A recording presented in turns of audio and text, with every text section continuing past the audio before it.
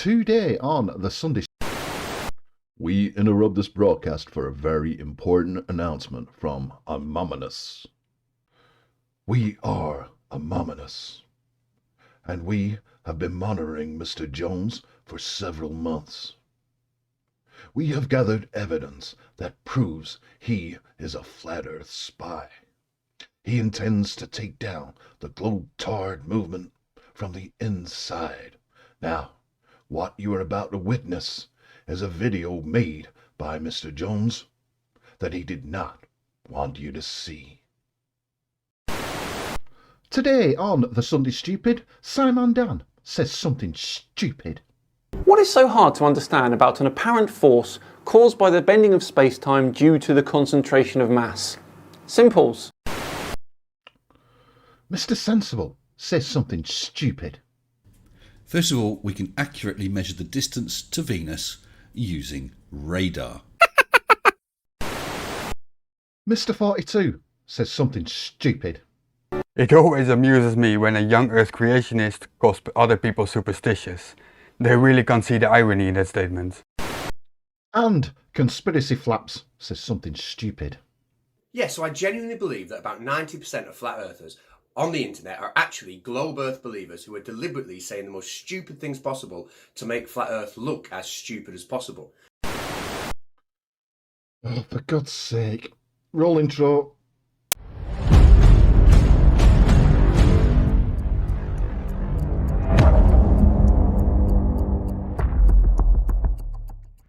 How do, dearest viewer, and welcome back to my little corner of the YouTubies and another thriller decade edition of The Sunday Stupid. Thank you so much for joining me. Now, before we go any further, please like, share and subscribe. That would be amazing. And please, for just £3 a month, you can join me on Patreon. Swen Bellens did, Alan L did, and Bob Sadler did. All amazing, guys. Thank you so much for your support. Now, let's get on with today's edition of The Sunday Stupid. And boy, is it a stupid one. I've collected 4 of the most popular globetards on an internet, and we're going to dissect their videos, and we're going to absolutely, completely destroy the globe theory. All right, because we all know that the Earth is observably and measurably flat. Right? So, we'll start with their #1 top guy, and we're going to find it incredibly easy to take him down and debunk the dude. So, Scimandan, take it away. The floor is all yours. The Flat Earth Fail compilations on this channel are somewhat of an institution now, and I can't imagine life without them. I can. So let's get on the fail train again and witness the absolute best, and of course I mean the absolute worst, that Flat Earth has to offer. Fail train. The only thing that's failed, my friend, is the globe, and it fails every single time. Hello all and welcome along to another episode of Flat Earth Friday with me, Scimandan. Thank you very much for joining me. Scimandan. There's no science in his videos, only mine. Right, back to today's video, which of course is the 31st edition of the famous Flat Earth Fail compilations. Have you ever heard of the term flogging a dead horse? And we start with Mr. CC Chris from New York, Westchester County. Well, I hope you're going to keep watching, Mr. Scimandan, because you will learn something from CC Chris. You will actually learn something. Good morning, good evening, good afternoon, wherever you may be. CC here, Chris from New York, Westchester County. Oh, how I've missed that. There's no need for sarcasm, Mr. Scimandan. It's 11:26. 21. You know, well, I kept my mouth shut last night, so I didn't say anything I wanted to. I assume here he's talking about Thanksgiving dinner, but telling his whole family about Flat Earth after his wife's reaction. Alright, honey, come on. The sun was standing. Oh, just stop this bullshit. Idiot. Well, she's obviously a NASA spy. I mean, come on, the evidence is there. It's right there. And by now, he's probably ditched the bitch anyway. But my problem is gravity. Of course it is, CC. Well, gravity destroys the globe. It can't possibly work on a globe. You see, to a flat earther, gravity is a fantastic thing because you can't prove it. You don't know what it is. And the only people that think they know what it is and that believe what they're saying has to come from a philosopher or a scientist or an astrophysics major, some bullshit that we'll never understand. What is so hard to understand about an apparent force caused by the bending of space-time due to the concentration of mass? Simples. Ah, you just said apparent, which means it's not real, is it? Apparently, I've got a lighter in my hand, but I haven't. And it's the same with gravity. Oh, just stop. But you see, not a single scientist can explain it to us. Finally comes the universality of the gravitational law, the fact that it extends over such enormous distances, that Newton, in his mind worrying about the solar system, was able to predict what would happen in an experiment of Cavendish, where Cavendish's little model of the solar system, the two balls attracting, has to be expanded 10 million times to become the solar system. And then 10 million times expanded once again, and we find the galaxies attracting each other by exactly the same law. Nature uses only the longest threads to weave her patterns, so that each small piece of her fabric reveals the organization of the entire tapestry. I think Richard Feynman did a pretty good job there, don't you? No, not really, because he said million, and as we all know, nobody can count up that far. So if you take gravity out of the picture, okay? Take gravity out of the picture. What's holding together the ball? For all you NASA fans, what exactly is holding the ball together? Well, it's gravity, so we can't really take it out of the picture, can we? It is the single explanation as to why the Earth is spherical. No, you're wrong, because the only theory as why things fall down to the ground is because they want to, and the scientific term for that is called density relative misequilibrium. If there is no gravity, which you don't understand, what's holding everything together? What's holding everything together with this universe? How are we moving through a universe? How are we traveling with the sun through this enormous amount of speed? Once gravity is taken out of the equation, none of it makes any sense. Completely agree with you, CC. It doesn't. The explanation for all those things has a single common phenomena: gravity. No, it's density relative misequilibrium. That's the scientific term for it. It's been scientifically proven. You are wrong, Mr. Dan.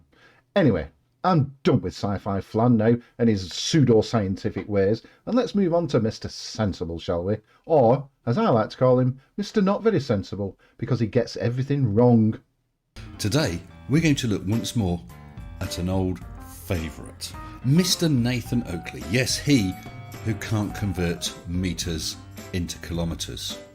Well, yeah, because you can't convert metres into kilometres. You have to divide metres by 1,000. And as we all know, that's impossible and totally stupid. At the start of all of Nathan's live streams, he runs through a set of housekeeping questions. Nathan considers that these questions are real gotcha questions for globe earthers. Well, of course the gotchas, because no globetard has ever attempted to answer them. And even when they have, they've got it all wrong. And he's just released a short video that pretty much summarise his housekeeping questions. We're going to have a look at them, bust each one, and then give some housekeeping questions for flat earthers. Roll VT.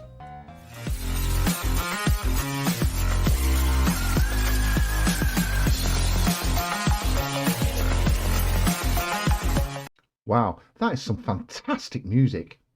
Nathan, you doubting little chuff nugget.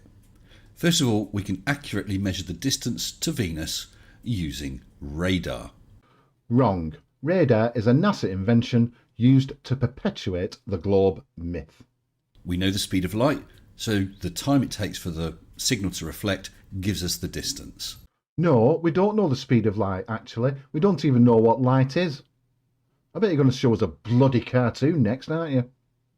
If we closely monitor the position of Venus over days and weeks... See?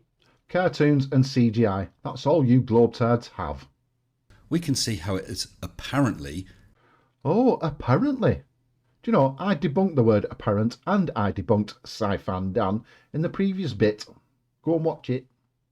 closer or further away from the Sun.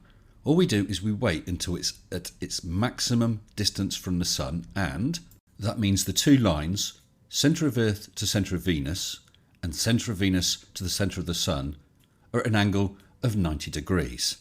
That gives us a right-angled triangle. We know the distance from Earth to Venus. Well, no, we don't actually know the distance to Venus at all because I debunked radar, and unless you've got a tape measure that's millions and millions and millions of miles long, we don't know the distance to Venus, do we? So, your isosceles triangle falls apart at the first hurdle, doesn't it? Simple trigonometry gives us the distance from Earth to the Sun. Trigonometry is fake. How many more times? Next question.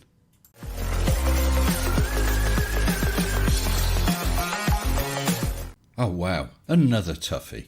Another toughie, which in Globetard language means I can't answer it, so I'm going to make up some bullshit. Try looking at the stars. They apparently rotate around Polaris. There's that word again, apparently. Now, if those stars are on a flat plane above or on a dome or something above, you would have one single point of rotation around Polaris. Wrong again, I'm sorry to say it, Mr. Not Very Sensible, because we have 2 points of rotation, because we all live on the equator. However, as you go further south, instead of the circles of the stars around Polaris getting larger and larger and larger forever, once you get past the equator, they start to get smaller until you're shown a secondary point in the other direction that they're rotating around, somewhere near Sigma Octantis in the southern hemisphere. You can't have 2 points of rotation on a single disk. Next question. There's not going to be a next question because you're pumping out so much stupid it's untrue. Yes, we have 2 points of rotation on our flat and level plane because we all live on the equator. I've already proven this. And the weather is controlled by an enormous weather station at the North Pole. So, that's that done. Anyway, we're done with Mr. Sensible now, and let's move on to level 42. No, not the pop band. This is a man who thinks that the Big Bang Theory actually is a fact. Wow. Good day, gentle people. It's your favourite, Mr. 42. Mr. 42? Oh, I'm awfully sorry. I called you level 42. I guess I need lessons in love. And I have an important message. Matt Powell has a giant inflatable banana in his backyard, which he calls Dr. Peel. No, all he's got in his backyard is a slide and a barbecue, and when I was last there, I tasted his meat and it was very delicious. We sank a few Jack Daniels, we sank a few beers as well, we sang some songs, had an orgy, and in the midst of all that, we debunked the Big Bang Theory and evolution.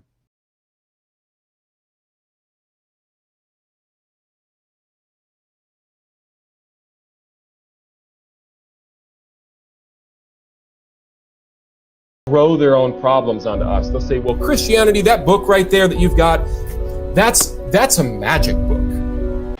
If you didn't know, that is Matt Powell, defender of the faith and defeater of evolution, and as you were about to see, the Big Bang Theory. In the first few paragraphs of the Bible, your God just exists and wished the universe into existence out of nothing. Oh yeah, what's your issue with that? It's a better theory than the Big Bang Theory, that's for certain. You know what's magical? Saying that the universe created itself from nothing. That would be pretty magical indeed. But you know what would be even more magical? Add a giant invisible magic space monkey into the mix, because you can't comprehend what the Big Bang Theory actually is. The Big Bang Theory is actually a poorly chosen name. It wasn't big, and it certainly wasn't a bang. Rather, it was a rapid expansion of energy, leading to the current state of the universe. Its echo can still be seen today.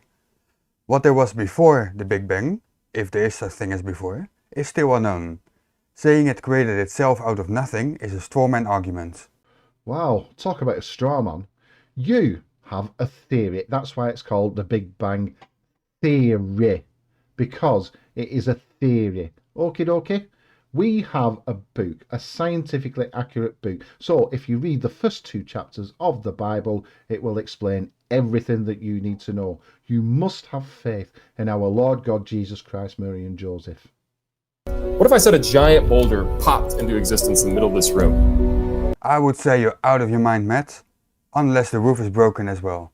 Wow, talk about a straw man. This is what the Big Bang Theory teaches. Everything in the universe was crammed into this little dot. Me, all the trees, all the water, all the planets, all the stars, everything was crammed into this infinitesimal little dot that somehow exploded. Wow, and you think we're mad? Nobody would believe that. But they think that the entire universe popped into existence from nothing with no... Well said, brother Matt. Well said. It's not from nothing, Matt. Nobody ever said that. Stephen Hawking said it, but I can't find the quote at the minute, but the burden of proof lies with you, not with me. It lies with you because you're making a claim that goes against the grain. You believe that he magically popped the universe into existence some 6,000 years ago. And he did. And he did.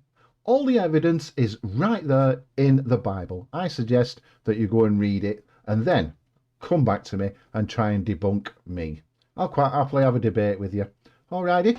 Anyway, I'm done with level 42 and let's move on to Conspiracy Flaps and let's take a look at one of his videos, shall we?